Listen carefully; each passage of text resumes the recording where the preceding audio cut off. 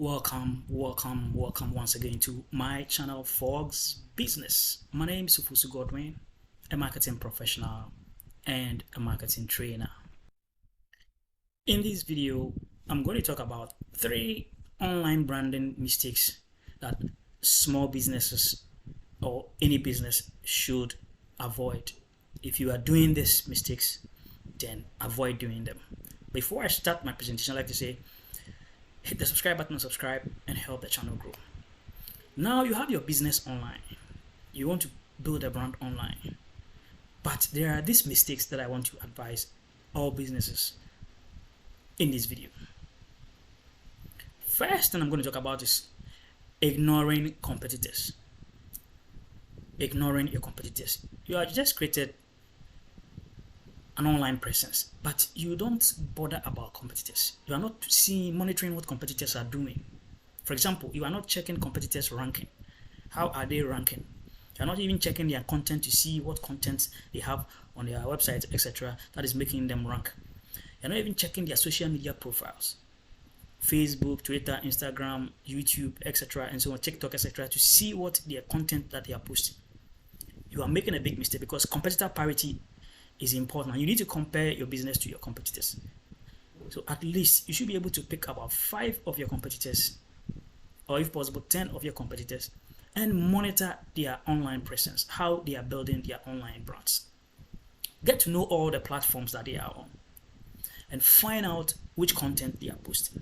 If you're not doing this, then you are hurting your own business, because competitor parity is important. It is important to understand your competitors. The internet has made it easy for businesses to easily study and monitor their competitors. You need to do a lot of environmental scanning and environmental monitoring when it comes to competition. Monitor what your competitors are doing. What posts are they posting on social media? How are they ranking? Paid ads are they doing? Their website design, etc., and so on and so forth. Blogs, etc. For example, on Facebook, you can harness one of Facebook's fantastic tool called the Facebook Ad Library. Facebook Ad Library will give you information on all paid ads that competitors within your industry are doing within a specific area or within other areas. So it is important to know if you know what your competitors are doing, you would know, or you would find the path to also reaching out to the right customers. But that is not to say that you copy competitors blindly. Don't copy competitors blindly. But it's important to get to know what your competitors are doing. Get to know the strength of your competitors, their digital footprint, and this will enable you to also develop your brand. The next mistake that I will advise every business to avoid is failure to do regular imposter check. Failure to do regular security check. Security is important when it comes to business and when it comes to marketing. If you're a brand out there, or if you're building a brand online, it is important to check for imposters. People might assume your brand, or people might use your brand, or might, as a matter of fact, copy your brand and use that to deceive customers. And this can affect your brand image online. So it is important to do imposter checks. So there are a lot of businesses who fail to do imposter. When was the last time you did an imposter check for your business? When was the last time you tried Googling yourself to see how well you appear on Google search and on Google Maps? When was the last time you searched for your own business presence on social media? It's what we call black hat SEO or negative SEO, where hackers and bad people can point your website. Simply, what I mean is that they can register your website onto bad websites that have bad backlinks records, which can also harm your website ranking and credibility. But one thing about negative SEO is that if your business website is linked to Google Search Console, then I think you'll be able to get updates on that.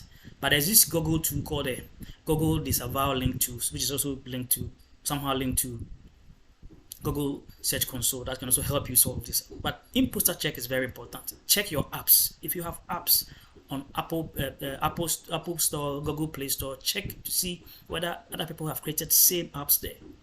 Bad people or hackers can create same apps there to deceive customers. So it is important to ensure that you audit your digital footprint and your digital presence regularly. Google yourself to see how you are ranking. If you Google and you're not finding yourself, then you know what to do. So, for example, you can type SITE and then semicolon, then you type your web address or your uniform resource locator, and then click enter. You'll be able to see all the pages that you are ranking for. It is important, as a matter of fact, to be able to run an imposter check to see whether hackers or bad people are not using your business for their own good. At least once every week or once every month will do. This will enable you to secure your business from bad people. So it is important to do imposter check on your social media platforms or profile. Check your hashtags, check your ranking, check your website, and check any other any other issue related to your web presence. You can also make use of, as a matter of fact, tools that can help monitor your online presence. Like I said, I talk about Google Search Console, which is a very important tool that helps to provide you with updates on how your website is being recognized, crawled, indexed, and ranked. The next mistake that I want to talk about is focus on followers and not people. Most businesses focus on followers, getting large number of followers. That is not a bad idea if the followers come. But if your focus is more on followers, then you are not really building your brand the right way. Even though you need to build a community, you need to build the right community. So over focus on followers is a vanity metric. Would only stand the test of time, or will stand the test when engagement rate is above average. Yeah, you have an engagement rate of about 0.50, whilst you have about 100,000 or 50,000 followers, or 10,000, 20,000 followers.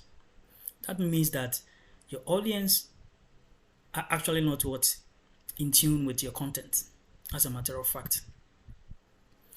You see, you can have about 100,000 followers, but you can only get less than 1,000 engagement. I'm talking of comments, likes, shares, etc. You can check your most of the accounts. You realize that if you look at the number of followers they have and the number of engagement, there's a vast difference. There's a vast difference. There's a vast gap. How can you have 100,000 followers and have less than 1,000 engagement rate? Fine. One can also talk of impression rate. In layman terms, the number of people that sees your ad, right? Impression rate, even with impression rate, algorithms are working now according to the top IT people. They will tell the algorithms are also working. So even if you have 100,000 followers, not all the 100,000 followers are going to see your ad or your message or your content. You can check your last 10 posts and see whether, if you have less than 100,000 followers, you got even 60% of your impression rate within that 100,000 followers. You don't even get 60%. Way, way, way below. So like I said, over focus on followers is a vanity metric, right? This tells you that it is not a matter of just having followers, but having the right type of followers, right? In the end, it's about what? Awareness creation, lead generation, lead nurturing, and then closing the lead and making the sale, and as well as reputation management, as a matter of fact. Now, let's look at this issue. Even if you have, let's say, out of the 100,000 followers that you had 20,000 impression. Now, there's this basic principles of marketing communication that you also need to understand. That is the principles of message rehearsal and message retention. They saw the ad. Did they retain the ad? So it is not just a matter of followers. I talked about a tool in the previous point called the Not Just Analytics, NJA. You can download that app for your IG and TikTok, that is Instagram and TikTok. It's going to calculate your engagement rate You can also use to calculate the engagement rate of competitors and even influencers on Instagram and then TikTok, right? So for me, don't overemphasize your effort on followers to get more followers and thinking that when people like, comment and all that, you are there. But make sure that you focus on people that really matters and create the right type of awareness. You can invest in paid ads to target people, but that's not to say that when followers come organically, it's not good. You can get followers organically, but that is also not bad, because some of us, when we were kids, like I always say, we got to know of certain brands that we had nothing to do with, Caterpillar and all those big brands, right? So it's not a bad idea, but don't over focus on followers. Thank you very much for watching my video. Don't forget to hit the subscribe button and subscribe.